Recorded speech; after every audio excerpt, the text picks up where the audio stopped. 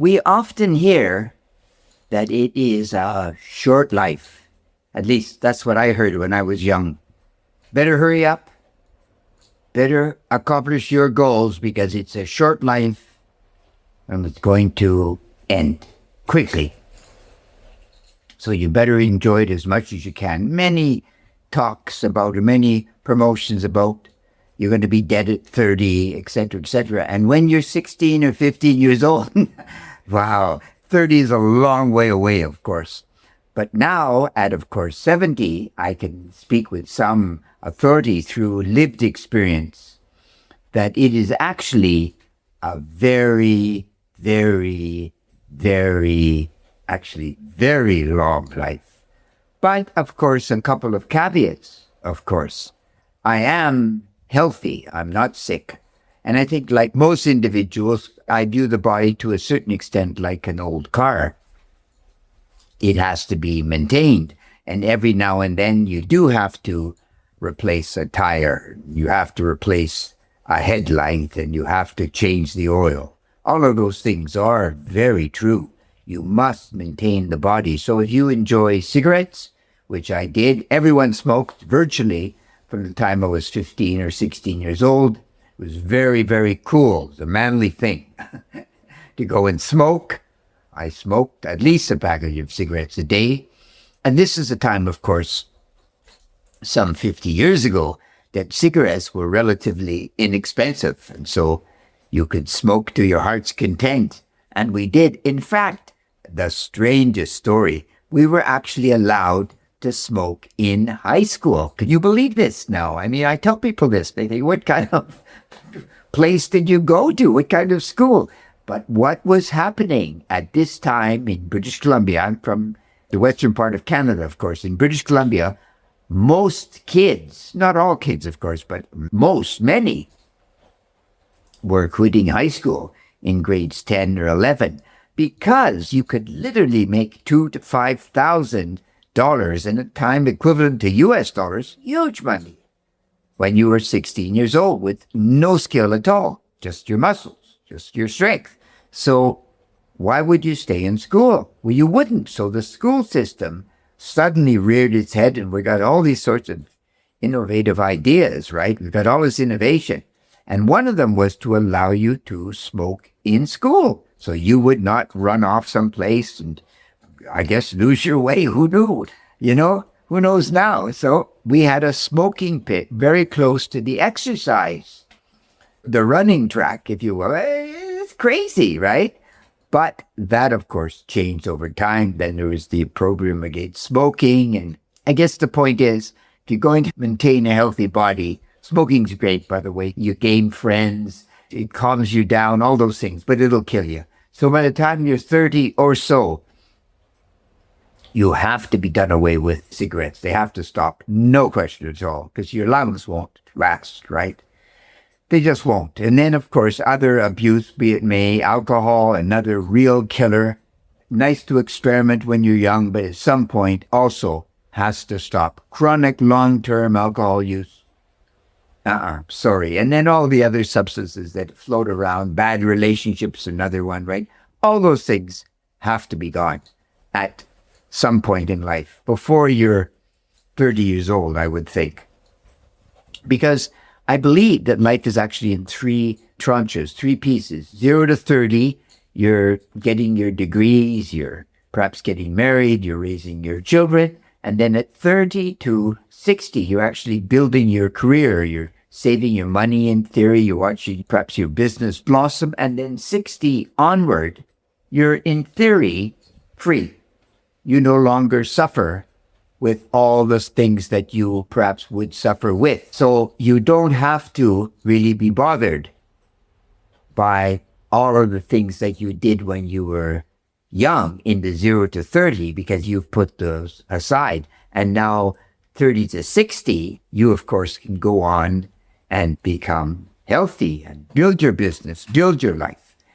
And this freedom, like I just alluded to, from 70 onward. But how am I going to actually grasp time, if I can put it this way, to actually feel that it is a long and interesting life? Well, one of the ways I think, is, of course, I'm a big believer in the notebook.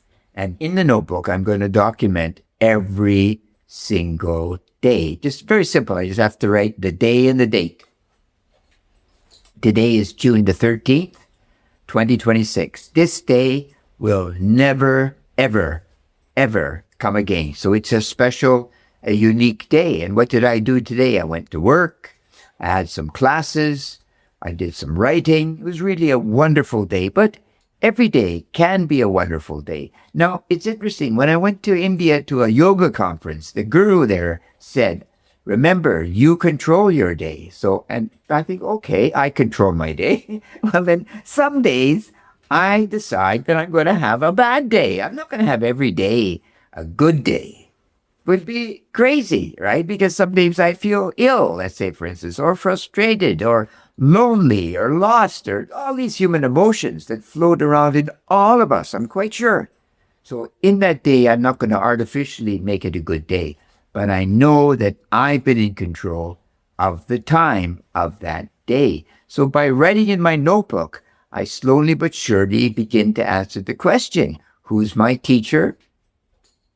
Well, obviously I am, because I control my consciousness. And if I'm not here, there is no consciousness to be perceived. Of course, there is, if you will, objective consciousness. The society will continue without me. People will go along, they will marry, they will build businesses, and I won't be here. So my contribution will be finished in this world. And of course, being a believer in God and a religious man, I do believe that there's something that extends beyond me. Perhaps not my ego as I identify it, but something, right? So this consciousness is, in that sense, immortal, whatever that means. So once again, life is very, very long. Now, I'm deeply troubled, by people that kind of frivolously talk about time, right? Oh, time is so short, etc., etc. Because I think to myself, you obviously don't really value your time. And you perhaps have done this. You look over someone's shoulders and they're playing foolish video games. Now, the smart video games that we can all tolerate, can't we? They're interesting, a lot of them. They're clever, you got to play with them. But there are some games, drop the ball, catch the ball, or some explosion, or whatever it is. Avoid those games. Really, you do. We're given this consciousness. And it matures, I think at least, at around, 20-ish, 22, something like this. We're adults, basically. Now we're free. Existential angst. I'm sure you heard of that. I'm terrified because I don't know what to do with my life. Where do I go? There it is, right? But at that point, then you realize that you have this freedom.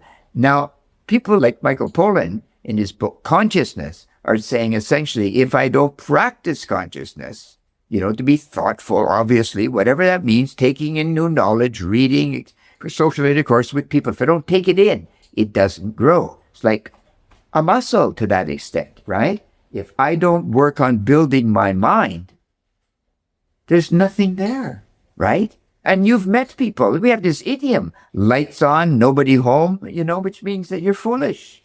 You've spent your whole life, maybe some rote job, and there's no thoughtfulness. Remember those 3 questions. Why am I here? What's my mission? What happens when I leave here? Where do I go? Where do I go? Right? Wonderful question.